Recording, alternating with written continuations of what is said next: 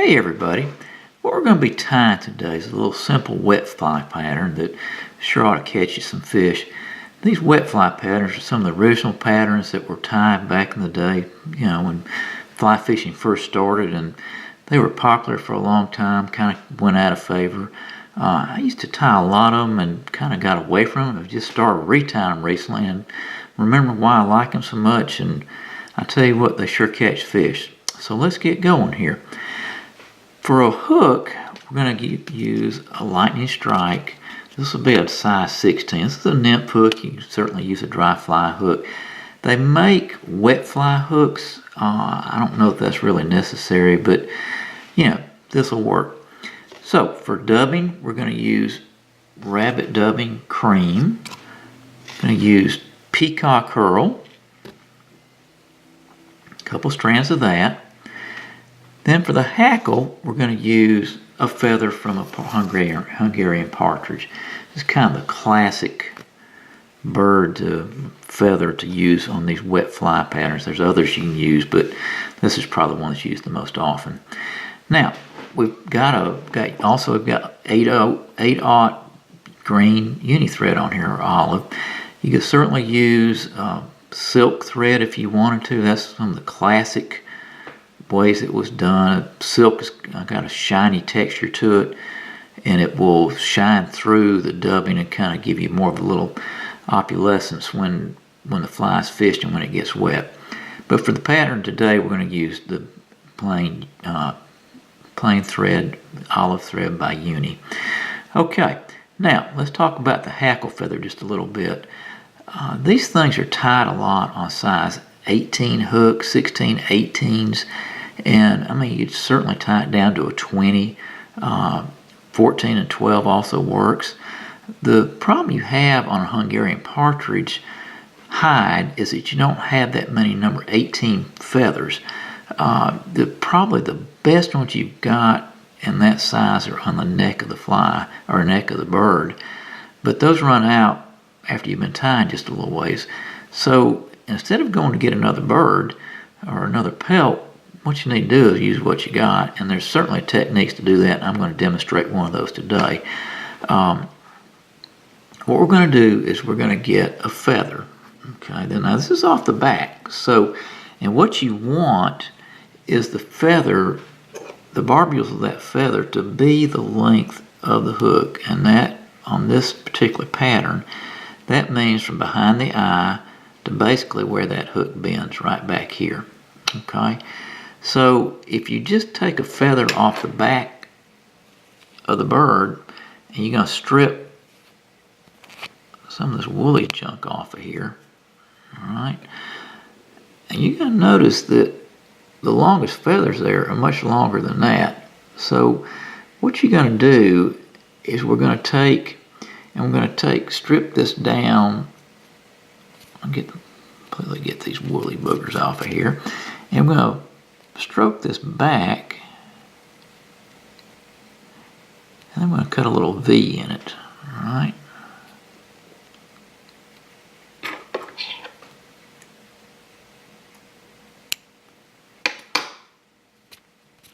Okay. Now, at this point, you've got way too many feathers here. So what you're going to do is you're going to strip off some more of those till you get to, maybe 10 feathers on each side. I went ahead and did that with another feather. So it comes out, something looks about like this. Now, what you're going to do is you're going to tie this in back on the hook a bit. And what you're going to have is a hook's length of these barbules sticking out over the eye of the hook. So how you do that is you kind of take and you put the tip back behind the eye, and then you're going to measure where this ends. Now, if you'll notice, that's where this line of on the barbules is. So you're going to keep your eye on that, then you're just going to move that up to right behind the eye of the hook, and you're going to fold this over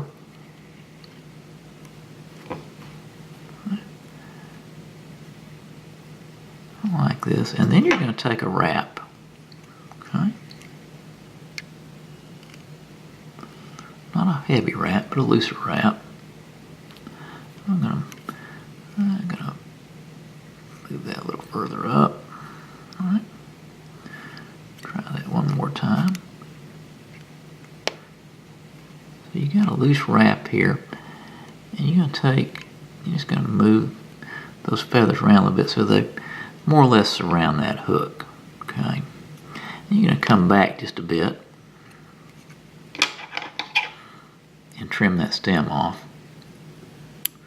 Now, if you'll notice, what sits out over the end of this eye is approximately the length of the hook. And what we'll do in just a minute, we'll just fold those back.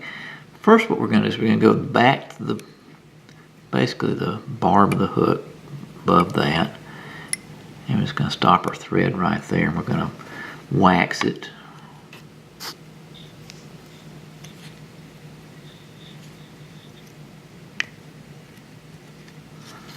You're just going to take and touch up some of this rabbit here. Now you want this to look buggy, so you're not going to wrap it real tight. You're going to put a little bit of a wrap on it. Like that. Okay.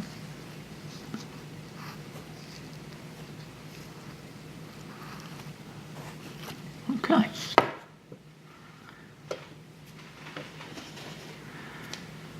Then we're going to just take and make a body out of it.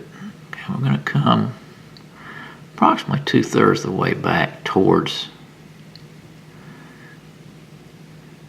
that feather. All right, making just a kind of a fat little body. All right, we're going to stop, allow a little room for ourselves. All right. And at this point, we're going to take a couple pearls from the Peacock. I'm going to trim them even.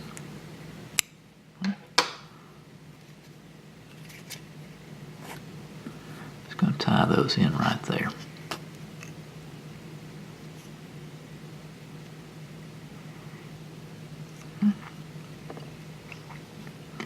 And we're just going to wrap these around a couple, 3 times.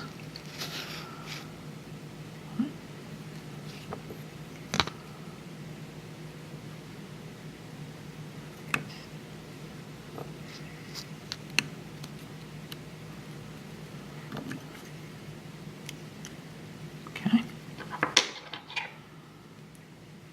Trim that off.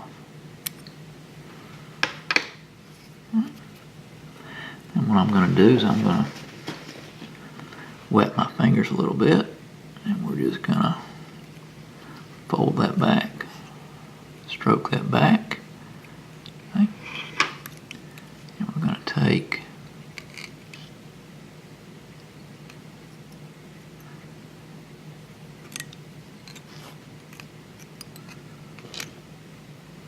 and just come back and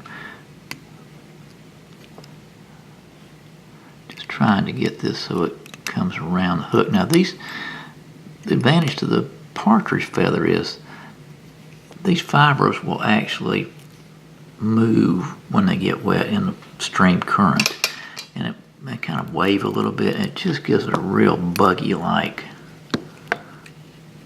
look. So I'm going to just take, at this stage we're going to tie whip finish a little head here.